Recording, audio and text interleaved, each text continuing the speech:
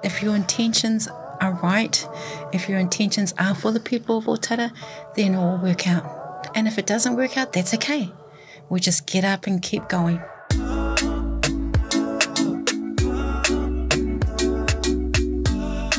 This podcast is proudly supported by the Ōtara Network Action Committee, ONAC, community-owned, community-driven, and community-led. Kia ora once again. This is Ōtara Podcast, your podcast, your history. Once again, sponsored by an amazing team. I don't know if you heard again, but ONAC. So ONAC is an amazing team of Ōtarians who've come together and basically want to show off their amazing superpowers to not only represent Ōtara, but to show that we've got a beautiful side in Ōtara. Yeah, we do, definitely. So if you see them around, say hello. And without further ado, I feel like there's a Marvel DC moment. Well, honestly, this is just beyond comprehension of my guest today. It's an amazing guest. She's I like to call her Captain America, but it's more of Captain Ōtara. So our amazing chairman of the ONAC board, Jane, welcome to the show. Thank you, Annie. Oh, you like that intro, right? Captain Ōtara, I reckon. Yeah, that's I don't know. I'm trying to focus. Oh, hey, fair enough. So first and foremost, like I always do with many of my guests, is what was your journey like from your humble beginnings? If you can introduce yourself. Journey, humbling beginnings. Wow. Okay. Well, my name is Jane. Oui. Jane Loto, to be more specific. Oui. Yes. I was brought up in Ōtara.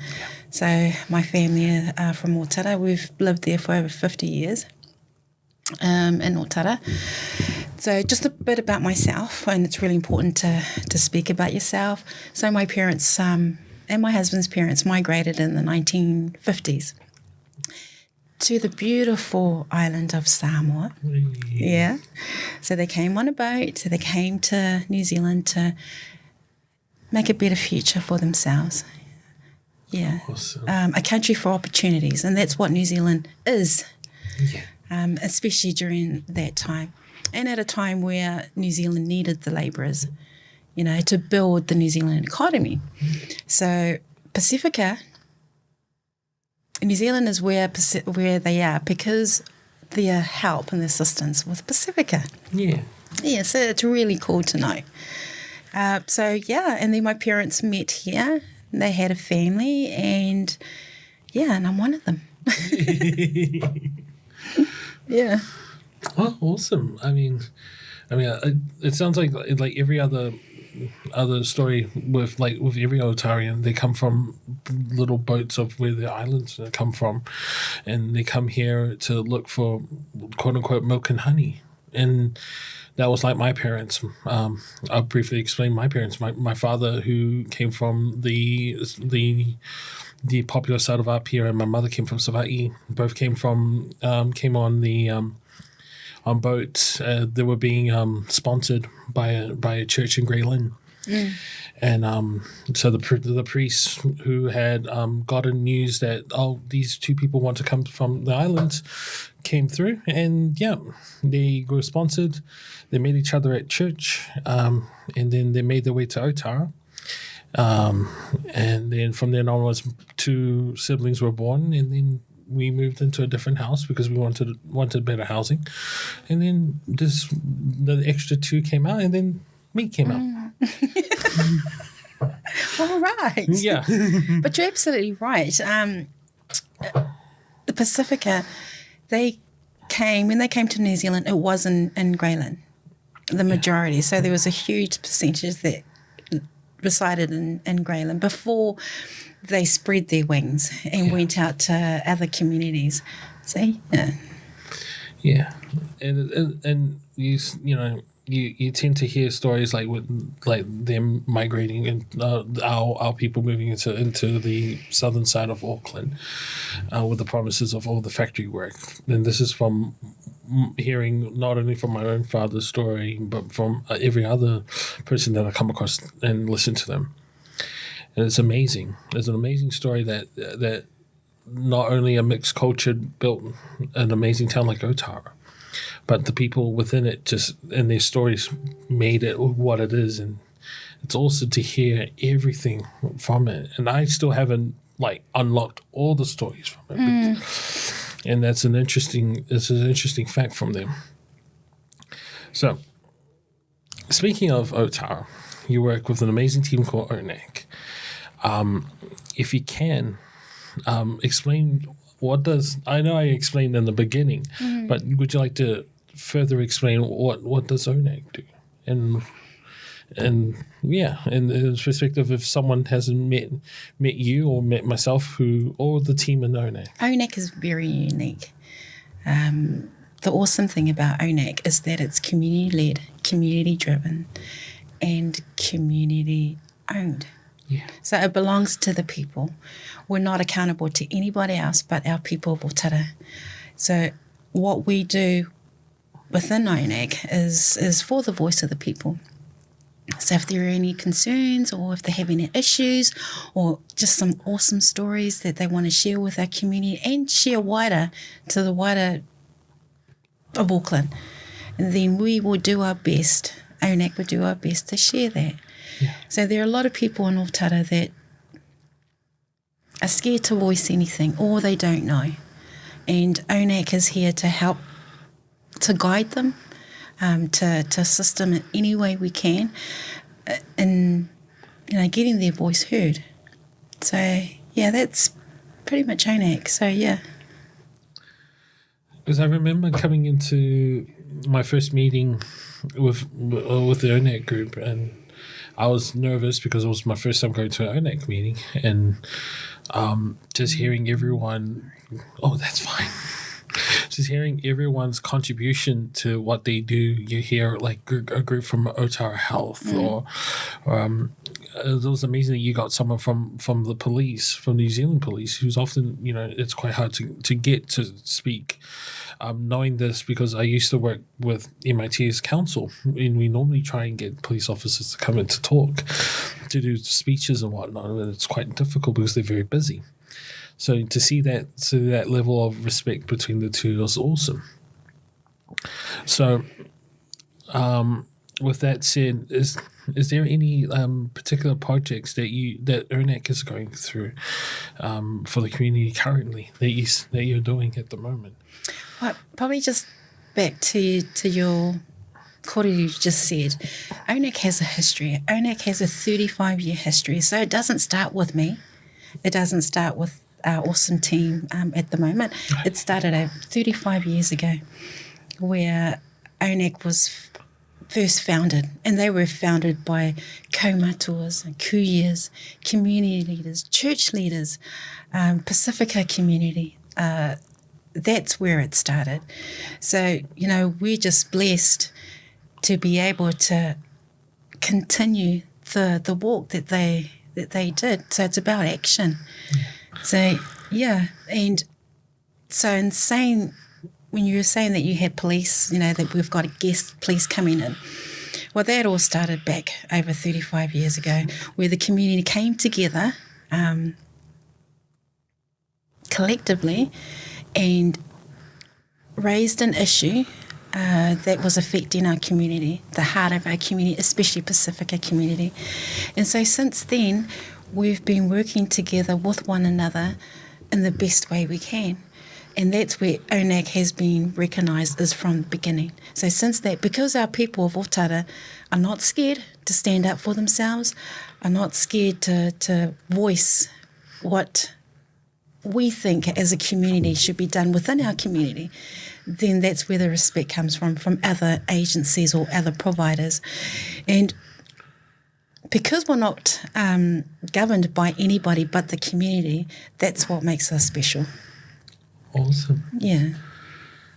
So with that said, when you stepped into the role as important as chairperson, what were your thoughts when you went into that position? Those are big shoes to fill in, especially the role as chairperson. Yeah, it was big shoes, and I was really scared. For a long time, the chairperson previous kept telling me it's time for you to step up. because he was, he'd been chair for a while, but I kept saying no, because I'm so afraid. I was so afraid that to fill in big shoes of those awesome leaders in the past, that I couldn't do that. Yeah. And I didn't want to let our people down. I didn't want to fail them. I was so scared that if I said something or did something that wasn't pleasing to them, that I had let them down.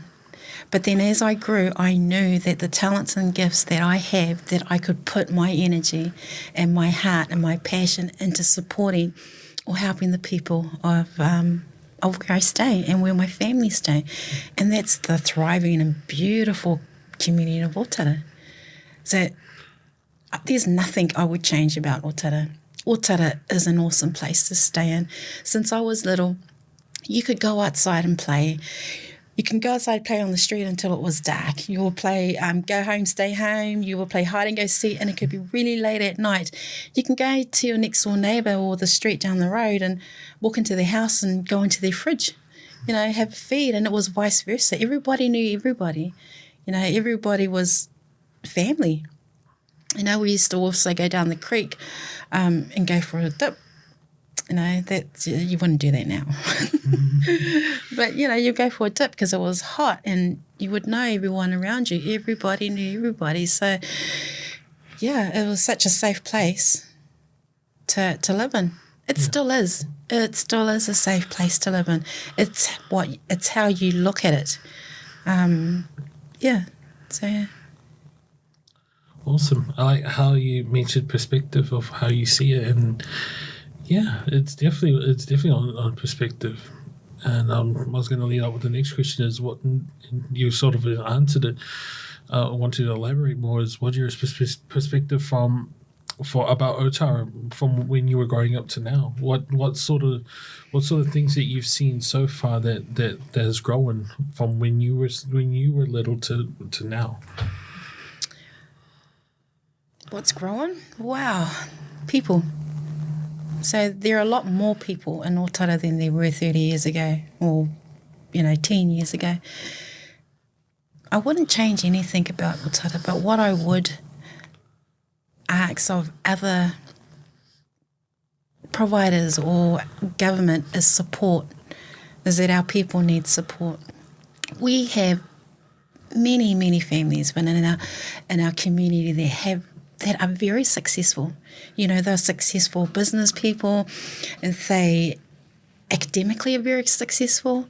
They've got PhDs, they're well educated, the doctors. We've got some really awesome sports superstars that have come out of Ōtara, even musicians. We've got so much talent that have come out of Ōtara in the past, present, and in the future. So why don't we invest in that, bringing up our people to know that they're good enough, and the only way that we can do that is that invest in our community by investing in our providers, our smaller providers, our churches, where they're able to support our families, talk to them, because it's very hard. In Ōtara, if you can't talk to our people the way that they would understand, then it'll be pretty hard to actually get through to them. Yeah. So utilise who you really have in our community that can help our families. We have a lot of vulnerable families that need that extra hand and that extra help. Definitely. It goes back to our first episode of the podcast. We were talking to Sully. He was mentioning about just letting us have the resources that you have, and what I mean by that is that he was talking about the funding that normally that either has been given to other organization by the government. Why don't you give it to the people who know or understand what's going on in Ōtara, and let them run what they need to run. But then it comes back to the next question, which is how would you run something like that? Because we often like going back to what Sally said, we tend to talk quite a bit, but the action's not being done. So going forward, how do we as someone who's going into this sort of nature, how do we go forward in making that action work for us? Well, Sully is a perfect example of a leader. Yeah. He's been in our community for so long. He's done so much, and he's all about action. Sully is not much of a person by mouth, but he's action. Yeah. So he's absolutely right. And when we talk about funding coming into our community, it's hard because you don't really see it, and what is the outcome of the funding that has been poured in our community. If you pour resources and funding into our communities, the smaller providers that are within our community, invest in them, because they're the ones that are on the ground. They're the ones that are working with our families every day. And they're the ones that are hearing the cries, hearing the hurts, hearing the good stories. Invest in that. And if they need support in upskilling, do that. If they need resources to know how to help our families, why don't we do that? Exactly. It's again. I always like to go back to Sully because he is a man of few words and more action. And just hearing him like that, just explaining everything to me, it's pretty clear. And you verifying it like that, confirming it. So, with that said, if you were to per se have that sort of resources, where do you think it needs to be? Because I heard from Sully's perspective, it needs to go into education, but in the terms of education, whereas education provided by us, because we know who we are, and the kids, and you're talking to kids that who's going to school, they don't really understand. So if you were given resources, where would you think it needs to go to for Ōtara to strive? Sully's absolutely right. Education. Growing up, we didn't have a lot.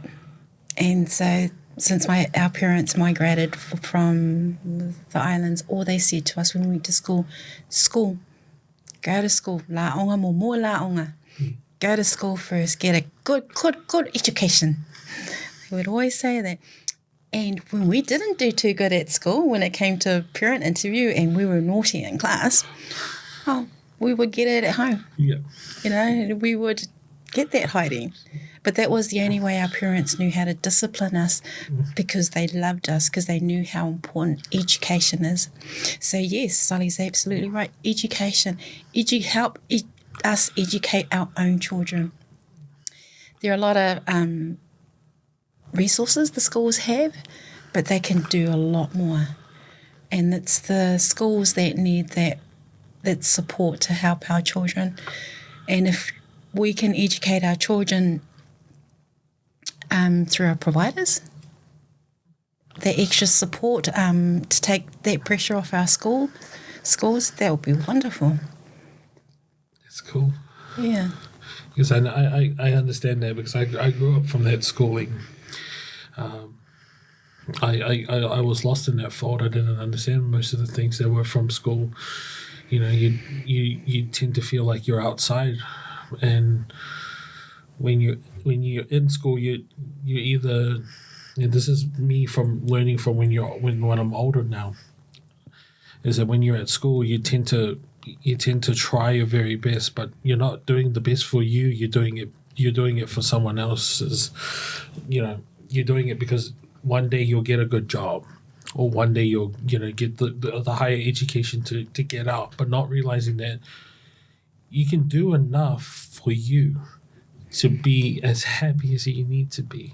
And I think there's a lot of pressure in our kids today who are they have that image of them being successful, but not realizing that it is achievable but they always seem to short grabbing it. You're absolutely right. Everything's achievable. And if we help our kids understand that everything is achievable, then they can do it. There's so much potential in our kids. And we know that because, well, growing up, I saw a lot of racism with my parents. I didn't know what it was back then. I didn't know what it meant when we walked into the shop and my parents weren't served, especially my mother, or they told her to wait outside. And I thought that was normal. I just thought, oh, okay, but I knew in my heart that that wasn't. And so teaching our kids in education is so important. They've got to know their rights. They've got to know what they can do. And if we don't allow them to reach their dreams or their goals, achieve their goals, they wouldn't know. Then we'll just shorting everything that they do. And so they won't. And then they'll be lazy-minded. Yeah, absolutely. And I always believe that it will hit the next generation. Definitely. My father always believed in hard work, and honest hard work too. And every time when I always mention my father, because I love my father deeply, rest his soul, he always wanted the best for me, and I guess his wisdom has passed on to me, where it's not I don't have like much siblings or whatnot now because they're older, but I want to see the best of Ōtara. I want everyone's wisdom to be passed upon, because like a community or a village, we keep each other safe and all our knowledge is spread together. So No, you're right. And it's having a good heart. yeah, And if your intentions are right, if your intentions are for the people of Ōtara, then it will work out. And if it doesn't work out, that's okay. We just get up and keep going.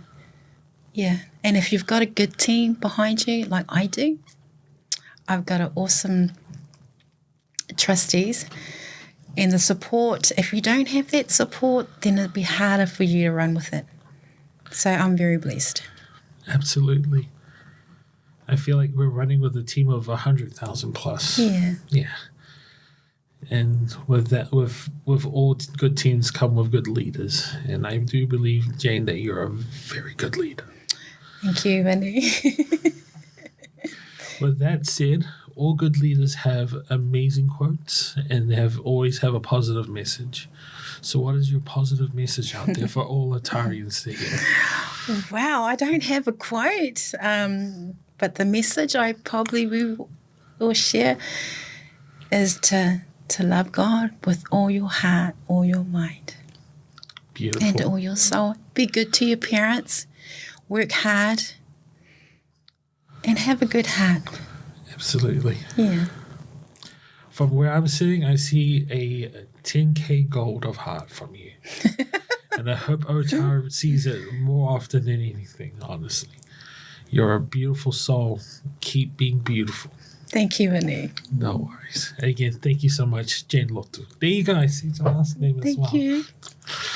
And thank you once again for coming into this amazing show. And thank you once again, audience. Hope to see you again in the podcast. Can I just say something? Yeah. Sorry. No, you're... Thank you. Thank you for the podcast.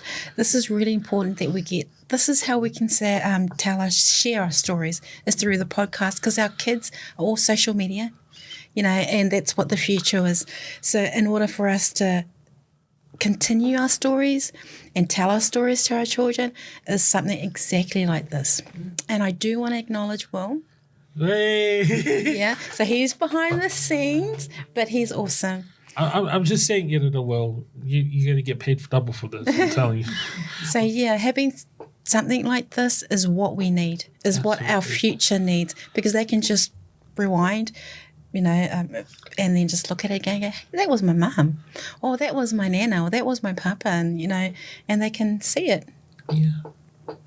And hopefully they'll add the title, That's My Hero. But like I said again, once again, thank you so much. Thank you, Annie. Always as humbling, as awesome as you are. And once again, thank you so much, viewers. I'll see you again in the next episode. Bye.